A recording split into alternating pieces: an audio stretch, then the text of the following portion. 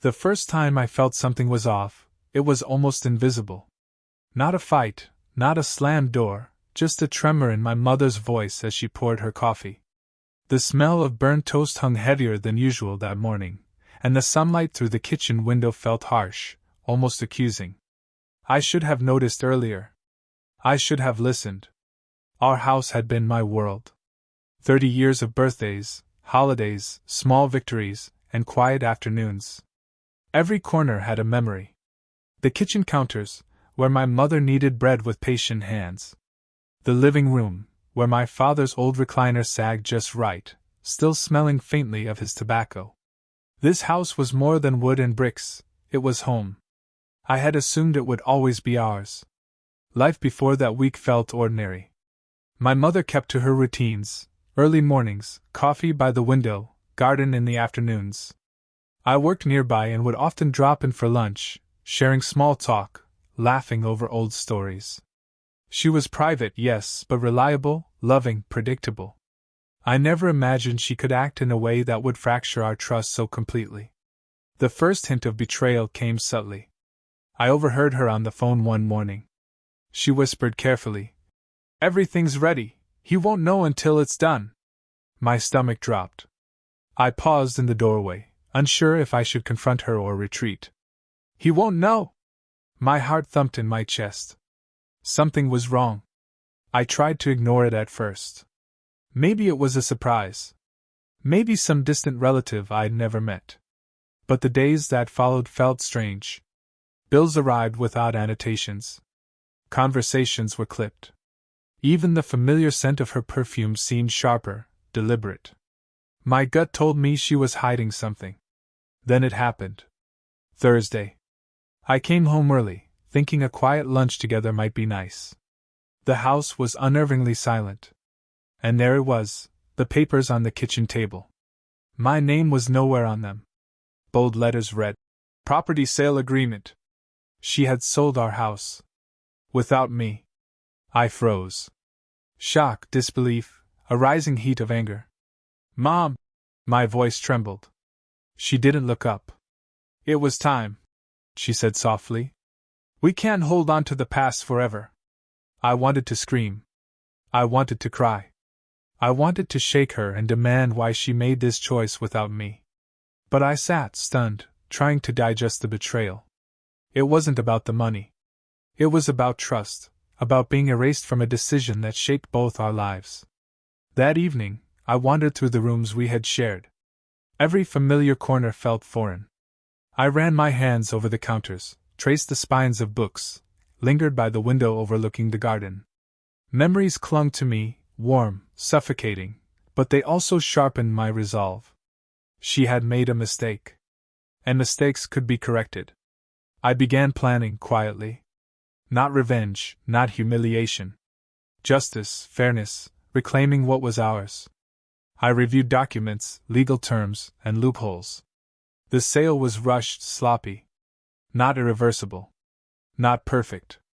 By nightfall, I sat in the garden she loved, feeling the rough bark of the old oak under my fingers, inhaling the scent of damp earth. I reminded myself, this wasn't about anger. It was about proving that every decision, especially one that affects others, carries responsibility. The next morning, I approached her differently. Calm. Almost indifferent.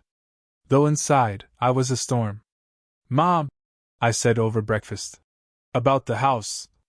She looked up, cautious, as if sensing I knew more than I let on. I didn't shout or accuse. I simply laid out what I had discovered, the loopholes, the rushed sale, the legal oversights. Every word measured, every pause deliberate. I wanted her to realize she wasn't untouchable, that her actions had consequences. Her eyes widened slightly, a flicker of fear and regret. I thought I was protecting you," she whispered, voice trembling. "Protecting me?"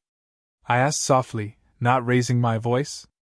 "By deciding my life without me? By making me irrelevant in a choice that affects both of us?"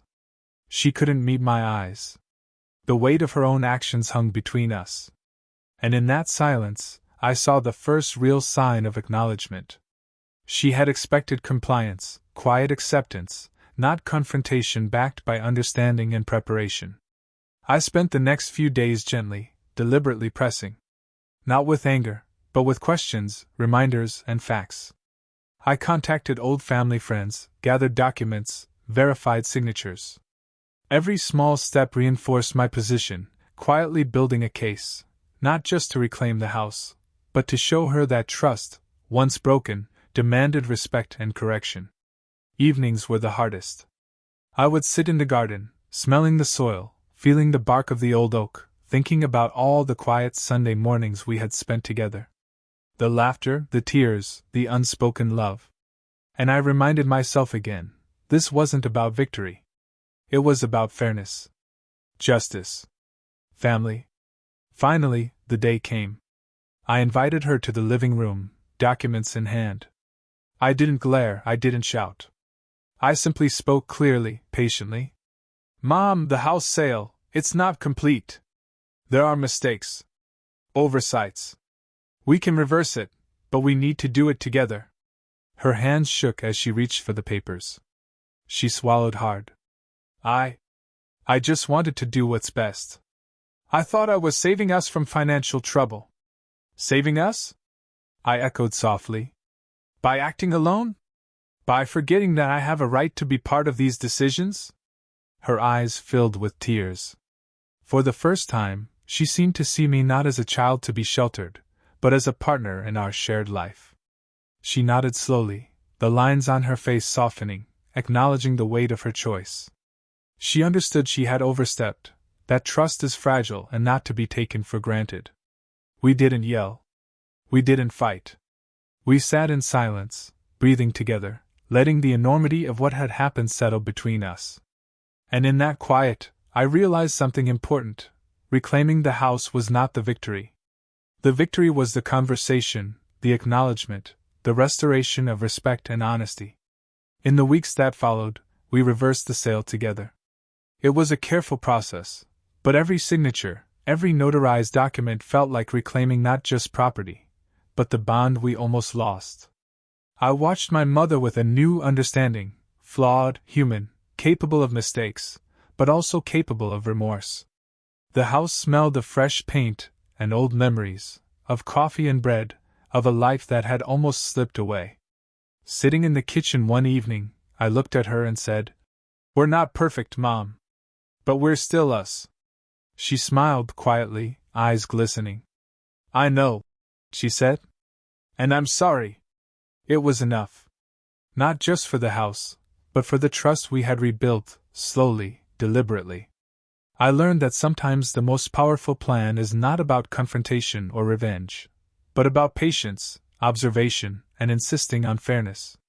And as I sit here now, remembering that tense week, I wonder, how often do we let small betrayals slide because we think we can't fight back? How often do we let someone else decide our fate without question? Would you have acted the same way I did? Would you have been patient enough to plan, calm enough to reclaim what was yours with dignity?